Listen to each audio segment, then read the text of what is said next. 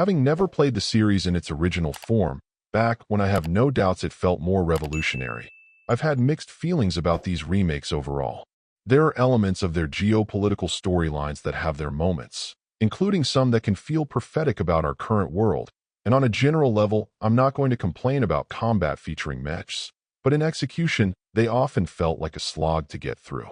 With this third iteration, while many of the core aspects of the series have remained roughly the same, I'm at least thankful that some of the more burdensome elements have been refined, making for what I'd consider the most playable of the series, at least for newcomers like me.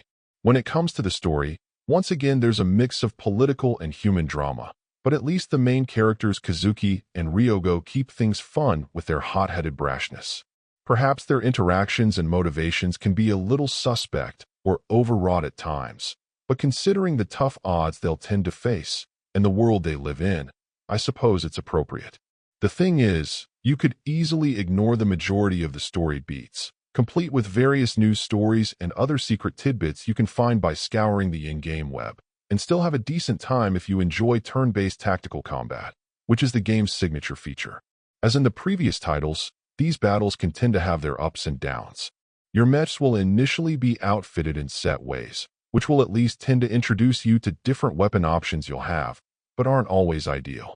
Once you've gotten rolling and have accumulated some spoils from your battles, you'll then have the ability to set them up to better suit your preferred style, ideally considering more role-based weaponry that you can make better strategic use of.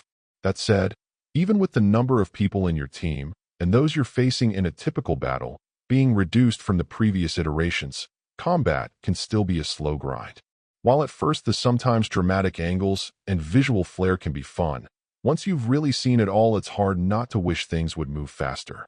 The fact that you're still unable to specifically target enemy mech parts, in the interests of being a bit more efficient, is also aggravating, though some of the skills you'll be able to use do incrementally help provide smarter opportunities than pure randomness.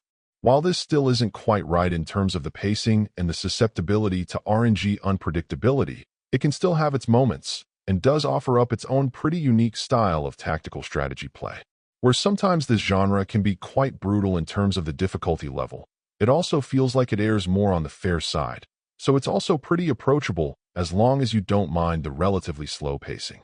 I still wish it could have been tightened up in a few spots, but among the other options in the series, this feels like the overall one to go for, at least to someone without a connection to the originals.